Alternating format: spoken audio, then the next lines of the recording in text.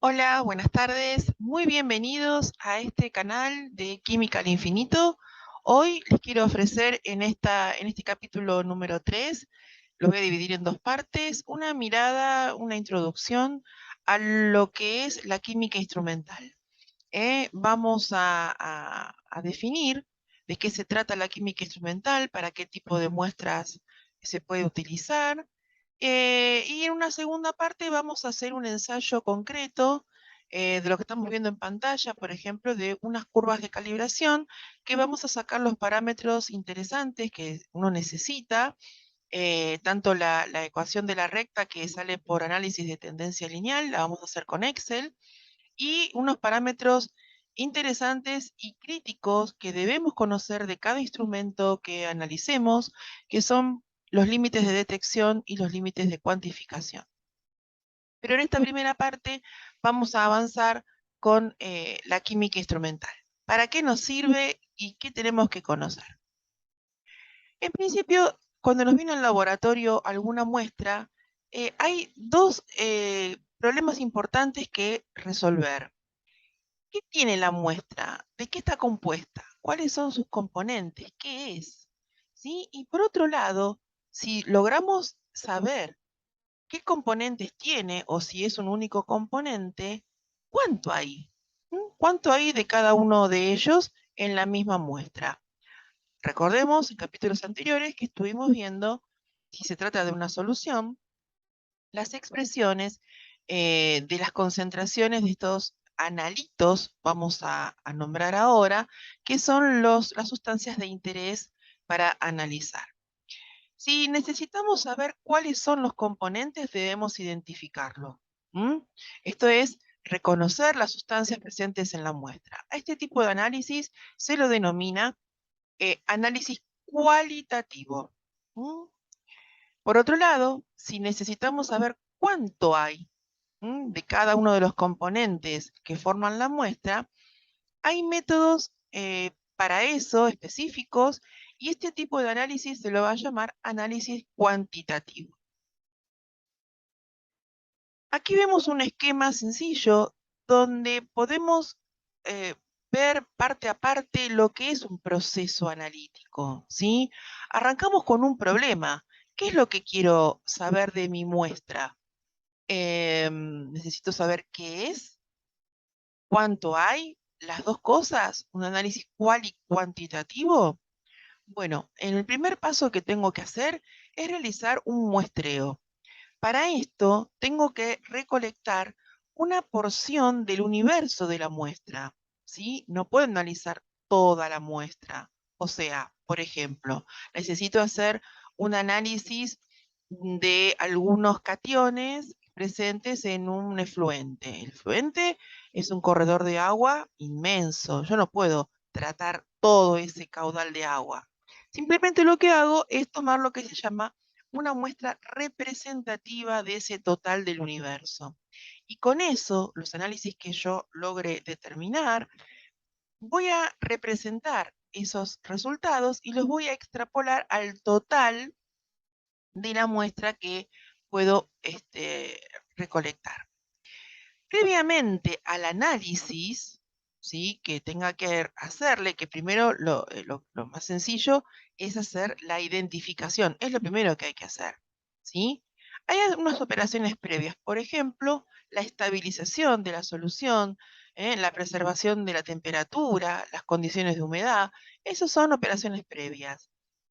También la cadena de custodia, si va a un laboratorio especializado, para que nada se pierda en el transcurrir de esa muestra desde el lugar de la toma de muestra hasta el laboratorio. Eh, una vez ingresado al laboratorio y al área que corresponda para hacer el análisis, se va a determinar la medida analítica, sea de qué se trata la identificación y o la cuantificación de los mismos. Una vez que obtengo resultados, hay que tratar esos datos. Esos tratamientos, por ejemplo, podrían llegar a ser un análisis espectrofotométrico en ultravioleta, ¿sí? Medidas de absorbancia, las cuales voy a tener que recolectar, ordenar en una tabla y sacar, por ejemplo, una curva de calibración para poder determinar la cantidad, ¿sí?, del elemento que estoy estudiando respecto del total de la muestra. Y esos resultados se escriben, se informan, ¿sí?, tanto qué hay y en qué concentraciones. ¿Mm? Bien, acá tenemos además otro proceso para diferenciar lo que es el método, lo que es la técnica, lo que es un procedimiento. Todo esto conforma un proceso analítico. La técnica analítica es digamos, el instrumento que voy a usar para poder determinar el análisis cual y cuantitativo. Por ejemplo, voy a usar un espectrofotómetro ultravioleta visible. Esa es la técnica. El método es un protocolo, ¿sí? Es como la receta. ¿A qué, digamos, longitud de onda voy a trabajar? ¿Cómo voy a preparar las soluciones? ¿En qué concentración? ¿Cómo las voy a medir? Y el procedimiento analítico es propiamente cómo voy a hacer las mediciones en el equipo. Todo esto va a conformar un protocolo de análisis. Aquí tenemos bien desarrollados los conceptos de lo que acabo de decir. Por ejemplo, el método es una aplicación concreta de una técnica analítica para el análisis de una muestra definida y la obtención de una información determinada. Vale decir que el método es específico del analito que voy a determinar. Por ejemplo, si la técnica es espectrofotometría UV, el método es para cada analito. No vale el mismo método para todos los analitos que se quieren hacer por espectrofotometría UV. ¿Sí? O sea, la técnica puede ser única, pero el método es para cada uno de los elementos. Por ejemplo, si quiero determinar hierro, si quiero determinar cobre, níquel, zinc, por espectrofotometría UV, bueno, cada uno tendrá un método. El procedimiento serán los conjuntos de directrices escritas que explican cómo aplicar un método a una muestra en particular. Por ejemplo, hay ciertas determinaciones o normas de análisis por organismos internacionales, como lo que son las normas ISO. Otros procedimientos son la UNE ISO, por ejemplo, para ver calidad de agua, y tiene una numeración que se divide con unos 2 puntos. Al principio es el número de la norma, y en la parte posterior de los 2 puntos es el año en que entra en vigencia la validación del método, ¿sí? Eso vamos a hablar un poquito más tarde de lo que es la validación. Y el protocolo contiene detalles específicos que no recoge el procedimiento y que deben perseguirse sin excepción si se pretende que los resultados analíticos sean aceptados para un propósito particular, que suele implicar la toma de decisiones por parte de algún ente, que puede ser probatorio, una aplicación de sanzones o retirada de un producto. Por ejemplo, acá en Argentina esto lo hace la Agencia Nacional de Medicamentos y Alimentos, el ANMAT. Por ejemplo, debe haber ciertos parámetros a cumplir del Código Alimentario Argentino. Entonces, si alguno de los indicadores que están en los protocolizados para cada determinación, por ejemplo, aguas, ¿sí?, como habíamos visto en el capítulo 2, en la primera parte, que tiene que haber tal o cual cantidad mínima o máxima permitida, si eso excede los límites del código, entonces tendremos que retirar el producto de la venta, de las góndolas o de donde sea. Por eso esto es una aplicación de sanciones, o retirar un producto, o determinar una intoxicación.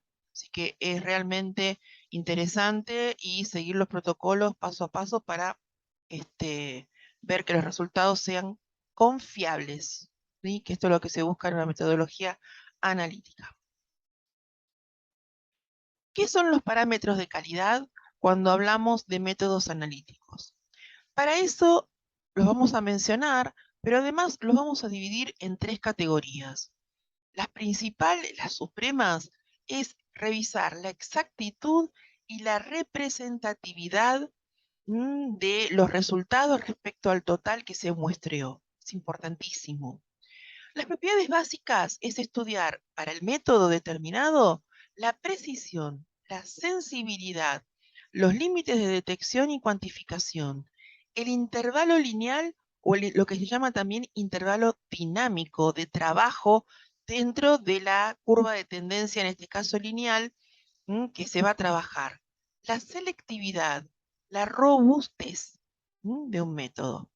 En un ratito vamos a especificar cada uno de estos y esto es para cada método, no para la técnica, es para el método.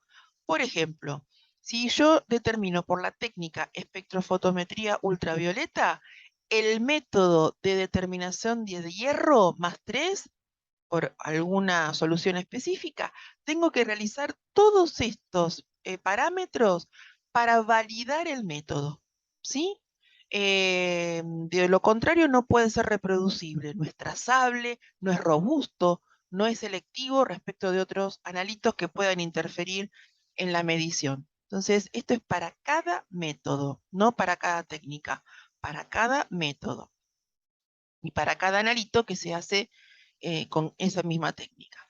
Y otras propiedades complementarias, ¿sí?, que pueden anexarse a la metodología de validación es la rapidez con que se realiza la técnica, el ensayo, los costos en los insumos y otras necesidades como cantidad de personal, la seguridad dentro del laboratorio y el grado de automatización.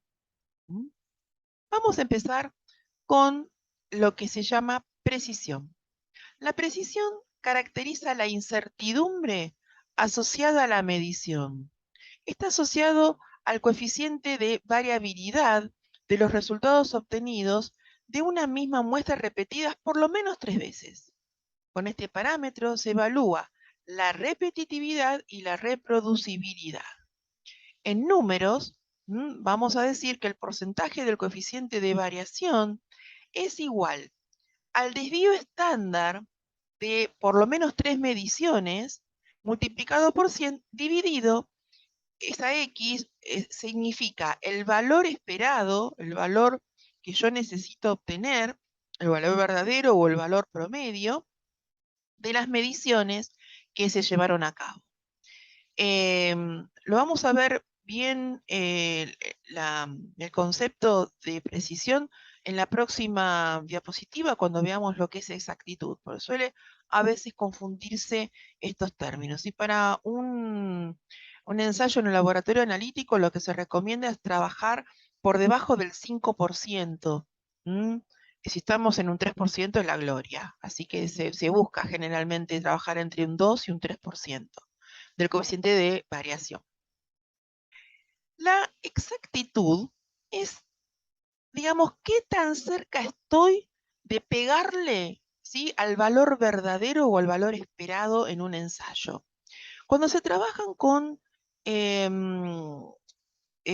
analitos que son certificados, que son patrones certificados, donde vienen un papelito, que es la certificación, que dice qué porcentaje de pureza, por ejemplo, tiene o qué concentración, ese es lo que vamos a usar nosotros como el valor esperado o el valor verdadero. Si mis ensayos, suponemos, por ejemplo, que estoy midiendo hierro más 3, y el porcentaje de pureza de ese patrón certificado es del 99.8%. Bien, ese es el valor esperado. Ahora, ¿qué tanto yo voy a determinar, por ejemplo, con espectrofotometría UV, mis mediciones, qué tan cerca están de ese valor verdadero, voy a llamarlo? Bueno, eso es XY, cada medida. Supongo que la primera medición que da me da 99.4. La segunda me da 99.6. La tercera me da 98.7. Bueno, fíjense en los gráficos de acá abajo. Supongamos que el centro es el 99.8, que es el valor verdadero. Si yo le estoy pegando en el centro, ¿sí?, todas las veces, por ejemplo, estamos acá, donde dice exacto, ¿sí?, y una probabilidad alta de veracidad. Le estoy pegando todas las mediciones cerca ahí en el punto, ¿sí? Esto es exacto y además es preciso. Fíjense qué pasa acá arriba, en el primer gráfico del primer cuadrante. Estoy pegándole afuera del círculo que yo necesito, que es el 99.8, y por ejemplo estoy pegándole 92, 91.8, 92, 92, 92, 92. Estoy lejos de mi valor verdadero, pero soy bastante precisa, ¿sí? Porque los puntitos de las medidas están todas juntas. A eso se llama precisión. ¿Qué tan cerca estoy de pegarle todos juntos esas medidas? Que no estén dispersos. Lo contrario a la precisión es la dispersión de los puntos. Por ejemplo, donde dice baja acá y veracidad baja, son un conjunto de puntos dispersos de datos. No son ni precisos ni exactos. En cambio, aquí, en exacto, en alto y alto de veracidad, tengo precisión y tengo exactitud. En este caso, cuando dice precisión baja y veracidad alta, estoy evaluando la exactitud, ¿sí? Tengo poca precisión, ve que están dispersos los puntos, pero estoy dentro, ¿sí?, del círculo del acercamiento del valor verdadero. ¿Cómo se hace para calcular la exactitud? Esto tiene que ver de hacer varios ensayos con el mismo punto, digamos, de la calibración. Por ejemplo, con el estándar patrón. Entonces, yo hago, supongan, 10 mediciones, ¿sí? A cada una le resto el valor verdadero. Por ejemplo, el 99.8 me da 99.9 menos 99.8, la diferencia por 100 dividido el valor verdadero. Así se van haciendo las cuentas. Eso para cada rango, ¿sí?, de los patrones que quiero hacer en la curva. Eso lo vamos a ver. Así puedo evaluar qué tan exacta estoy respecto a las mediciones que yo tenga que hacer en una curva de calibración. Lo que se hace es medir exactitud y precisión en rangos distintos de la curva. Cuando hablamos de límite de detección, nos estamos refiriendo a cuál es el mínimo valor que vamos a obtener de la curva de calibración, tal que la señal que me devuelve el equipo no se la confunda con ruido y sea un valor que va a devolver respecto de la muestra, ¿sí?, del analito que yo estoy determinando. Para eso hay que hacer algunas mediciones previas a la curva de calibración. Y esto es, siempre que construya una curva de calibración, tengo que hacer mediciones del blanco. ¿Qué es el blanco? Es la solución tal cual yo voy a medir el analito, pero sin el analito. Por ejemplo, si yo voy a medir hierro más 3 en ácido nítrico diluido, bueno, el blanco va a ser el ácido nítrico diluido, sin el analito. Y eso por lo menos lo tengo que hacer 5 veces. En realidad se hace 10 veces. De esas 10 mediciones que se hace, por ejemplo, en espectrofotometría UV, se mide la absorbancia, se van a medir 10 veces la absorbancia de ese blanco, o sea, de la solución sin el analito. Y se saca el desvío estándar de esas 10 mediciones.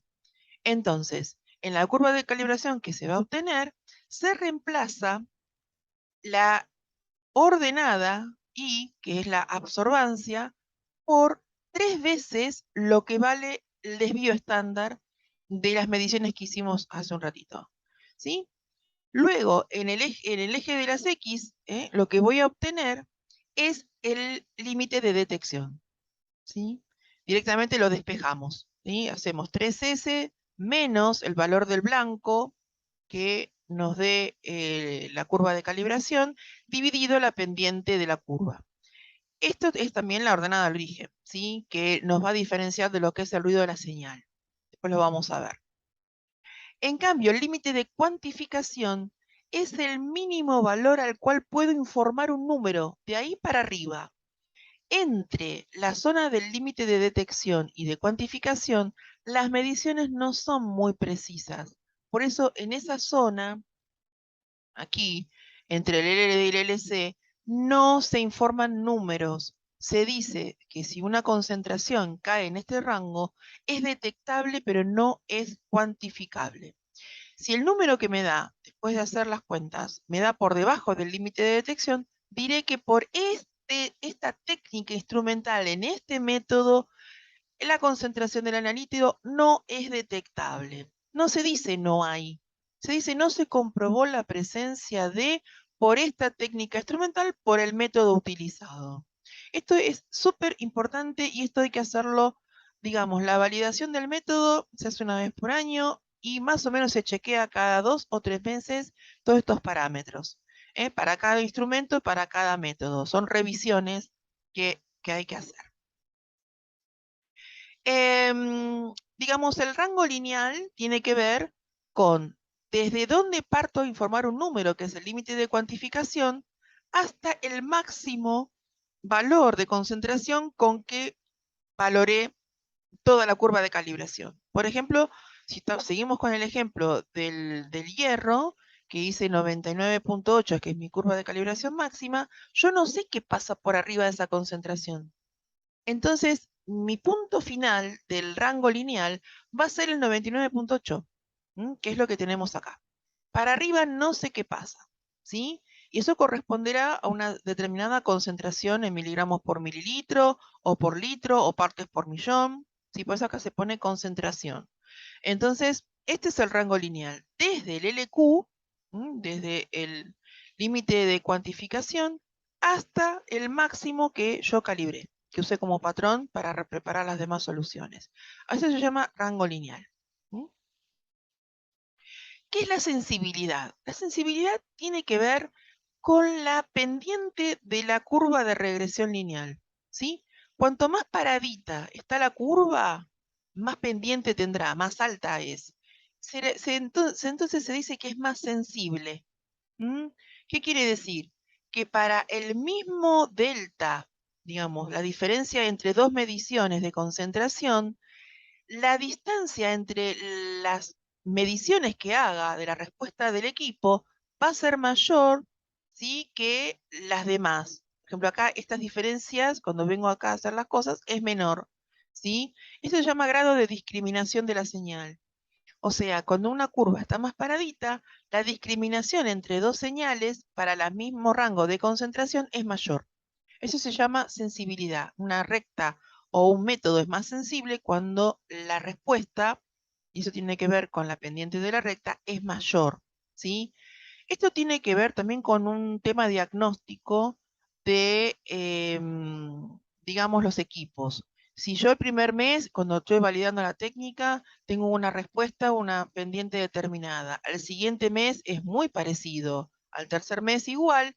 Al sexto mes puede que ya empiece a cambiar la curva, ¿sí? Acá tengo que revisar qué está pasando con la fuente, ¿sí?, del equipo, porque evidentemente la señal está mermando. Entonces, ese agotamiento puede tener que ver con la fuente. Hay que hacer alguna revisión. Eso va a inferir directamente con mis límites de cuantificación y detección. Así que hay que chequear las pendientes de la curva seguidamente. Eso se hace rápidamente y se puede hacer una vez por semana para chequear que esté todo en forma correcta. La selectividad es la capacidad que tengo o tiene el equipo de distinguir entre dos señales, ¿sí? Por ejemplo, entre dos analitos dentro de la misma técnica. Para cada técnica instrumental hay lo que se llama un rango de selectividad, y eso se ve por picos, por señales, etc.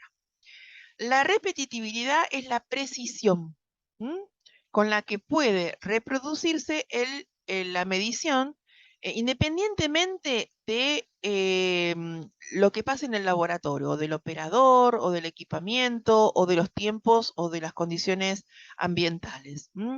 Esto tiene que ver con la robustez, de alguna manera, que lo vamos a ver después, del método, ¿sí? Independientemente también del material de referencia, qué tan bueno es la técnica, el instrumento, para poder repetir, ¿sí?, en varias oportunidades, en varias semanas distintas, en la misma muestra que dé el mismo valor con un cierto grado de precisión. Eso se evalúa con las fórmulas que vimos antes. Y la reproducibilidad tiene que ver, aparte, con las condiciones diferentes del laboratorio, del operador, de los equipamientos distintos, también con tener que hacer muchas combinaciones de estas cosas para poder determinar que una muestra sea reproducible. La robustez va a tener que ver con los analistas, con los equipos distintos, con los reactivos que use. Digamos, la robustez de un método tiene que ser independiente de todas estas cosas. Si uso un reactivo marca Acme, tiene que funcionar igual que un reactivo marca Merck o marca Sicarelli. Lo que quiero decir es que todos estos reactivos tienen que tener una certificación. No puedo usar cualquier tipo de reactivo sin una hoja de certificación de pureza y de analitos o impurezas que tenga cada uno. Cada uno tendrá su validación, pero tiene que funcionar independientemente de la marca. Todos los reactivos tienen que ser verificados. Las temperaturas del rango de observación y de medición del laboratorio, los tiempos de estabilización de la muestra, ¿sí? Etcétera. Todo eso está protocolizado. Bien. En general, vamos ahora a salir un poco de los parámetros de calidad y volver a las técnicas instrumentales para ver cómo se clasifican según la información.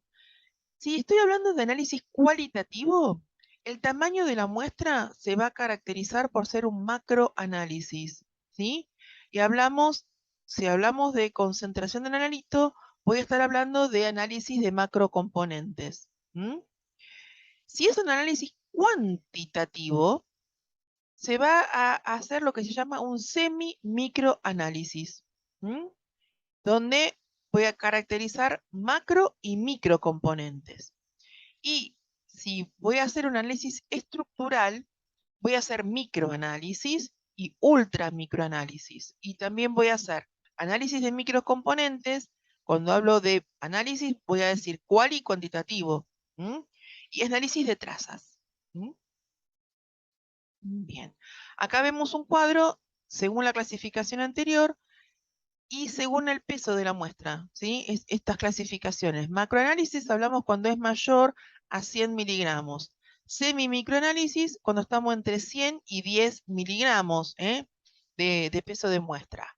Un microanálisis comprende el análisis de muestras que estén entre 1 y 10 miligramos. Y ultramicroanálisis cuando estamos por debajo del miligramo de muestra. O si hablamos en volúmenes, es mayor de 10 mililitros, entre 1 y 10 mililitros, entre 1 y 0,1 mililitros o menor de 0,1 mililitros. O lo que es lo mismo, 100 microlitros de muestra. O podemos hablar de tratamiento de soluciones. Acá, cuando estamos hablando de volumen de muestra. Si hablamos de concentración, en vez de hablar de peso y de volúmenes, podemos hablar en macrocomponentes mayor del 1%. Cuando hablamos de análisis para microcomponentes, vamos a hablar del entre 1 y 0,01%, ¿sí? De pureza de los analitos. Y cuando hablamos de trazas, hablamos de menos del 0,01% de concentración del analito. Bueno, acá vamos a ver un esquema básico, muy básico, de casi todas las técnicas instrumentales de análisis. En general, todos tienen una fuente, ¿sí? Que emite algo, alguna señal, alguna frecuencia, alguna luz, algún espectro electromagnético. Esa señal va a estimular a la muestra, de alguna manera, va a impactar sobre la muestra. Algo le va a hacer, le va a producir, la va a sacar de su zona de confort y le va a producir algún efecto tal que del otro lado va a estar produciendo una señal analítica, ¿sí? Esto es recogido por un detector que va a hacer lo que se llama la transducción, su procesamiento de esos datos, y lo va a devolver en una señal que para nosotros es muy cómodo verlo en la pantalla, que son las curvas, ¿sí? Los gráficos, las espectrometrías. Lo vamos a aplicar a cada una de las técnicas que se imaginen. Vamos a ir reemplazando cada una de estos gráficos por las fuentes específicas. Acá el ruido es muy importante. El ruido contribuye a la señal. Acá habíamos visto una señal muy limpia, muy linda, pero debajo de acá, fíjense que esto no empieza en 0. Acá hay un rango, ¿sí? De señal, de detector, en donde se está midiendo algo que no es analito. Bueno, eso es ruido. Entonces, el ruido tiene varias contribuciones. Hay ruido eléctrico, hay ruido por interferencia de los distintos componentes de la tecnología dentro de cada equipo, hay ruido en la muestra, son interferencias. Bueno, esto es importante determinarlo para poder separar lo que es el ruido de la señal del analito. Por eso hicimos el tema de sacar el límite de detección. Es el mínimo valor que el equipamiento distingue como señal y no como ruido dentro de la señal que devuelve de caracterización analítica. Así que esto es importante. Bueno, distintas descripciones y clasificaciones de técnicas analíticas instrumentales. Ópticas, por ejemplo, no espectroscópicas o no espectrofotométricas, diría, la refractometría, la difracción de rayos X, la polarimetría y la turbidimetría y nefelometría. Las espectrofotométricas, porque interviene la luz, el espectro electromagnético, son absorción molecular, UV visible e infrarrojo, la absorción atómica, la emisión atómica, la fluorescencia atómica y molecular y la quimioluminiscencia. Dentro de las electroquímicas podemos nombrar la potenciométrica, la conductimetría, la voltamperometría, la electrogravimetría y la columbimetría. Dentro de las técnicas magnéticas podemos nombrar la resonancia magnética nuclear, conocida como RMN, resonancia paramagnética electrónica y espectrometría de masas con el analizador magnético. Dentro de las técnicas térmicas podemos nombrar al análisis termogravimétrico, al análisis térmico diferencial y a la calorimetría diferencial de barrido. Radioquímicas tenemos el análisis por activación neutrónica o por activación de neutrones, dilución isotópica y radioinmunoensayo RIA.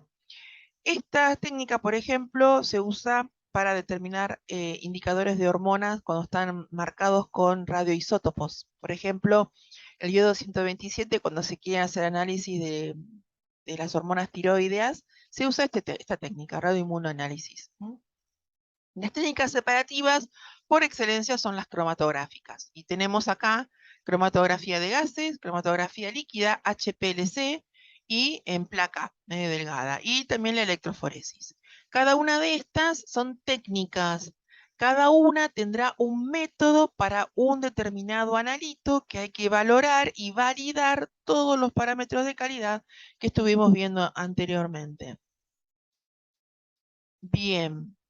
Para elegir adecuadamente cada uno de los métodos, hay diferentes problemas que resolver. Primero, hay que tener en cuenta qué tipo de información se requiere. Cualitativa, cuantitativa, necesito la estructura, porque no todas las técnicas ofrecen todos, digamos, las respuestas a estas preguntas. Así que tener claramente qué es lo que necesito saber de la muestra. A veces no necesito todas estas preguntas. Si se trata de información cuantitativa, se requiere conocer la composición global o la concentración de una especie en particular. Algunas técnicas permiten análisis simultáneo de varios componentes. Otra cosa a tener en cuenta es el nivel de concentración de los analitos. ¿Son macrocomponentes, son microcomponentes o son trazas? Para eso va a haber determinado equipamiento que va a ser capaz de llegar a esos límites de detección o de cuantificación. Ojo con esto, es importante. No sea cosa que mida en un equipo y no lo esté viendo o me sature la señal y estoy eligiendo la técnica equivocada. La disponibilidad de la muestra, ¿de qué cantidad se dispone para poder realizar los análisis, los ensayos, las diluciones y la cantidad de curvas y de patrones para calibrar? O sea, que tener en cuenta esto, bueno, si lo uso toda y me quedo y me falta, voy a estar en un problema. Otros factores relativos a la muestra que se deben tener en cuenta: el estado físico de la muestra, la estabilidad, la homogeneidad. No todos los métodos son aplicables a cualquier tipo de muestra. La complejidad de la matriz, posible existencia de interferencias. Esta cuestión determina el grado de selectividad exigible al método. El número de muestras que se van a analizar, el grado de exactitud y precisión requerida, los costos de los consumibles del equipo, los requisitos legales o normativos, si puedo compararlo con alguna legislación para poder aceptar o no un resultado, los tiempos de análisis, en fin, esto es muy interesante. Bueno, vamos a ver la curva de calibración más sencilla de toda, que es mediante patrones externos, y esos patrones tienen que estar certificados. Estos patrones deben cubrir el intervalo completo de trabajo, ¿sí? Se van a medir entre 3 y 5 veces cada medición para hacer la curva de calibración. ¿Para qué quiero hacer la curva? Para conocer las concentraciones de soluciones incógnitas o de muestras que, que vengan al laboratorio y no sé de qué se trata. Sin embargo, yo teniendo la curva patrón, entonces puedo determinar cualquier muestra que venga del analito que quiero analizar, la concentración incógnita. Se hace mediante preparados de soluciones patrones de la más concentrada a la menos concentrada, con material de volumetría preciso y validado, verificado, que vienen especialmente para preparar curvas de calibración. Por ejemplo, los matraces aforados que tienen un meñisco grabado en el vidrio de determinados volúmenes. Con las hojas de cálculo del Excel vamos a poder calcular rápidamente y fácilmente los parámetros de la curva de tendencia lineal, que van a ser la pendiente de la curva y la ordenada al origen. Y con eso puedo construir perfectamente la curva de calibración. El parámetro R cuadrado que devuelve la tendencia lineal nos va a decir qué tan buena, ¿sí?, es la tendencia lineal, qué tan buena son esa recta que se asemeja a una recta realmente. Y los parámetros que se usan realmente son de 3,9 en adelante. 0,99 es una muy buena regresión lineal. Bueno, se tiene que graficar y hay que contemplar los distintos factores de dilución con los que se prepararon la muestra para ver la concentración después de hacer las cuentas. Bien, con esto terminamos esta primera parte y en el siguiente video vamos a construir una curva de calibración. Con el Excel les hice unas capturas de pantallas para que pudieran ver cómo rápidamente se resuelve estos problemas.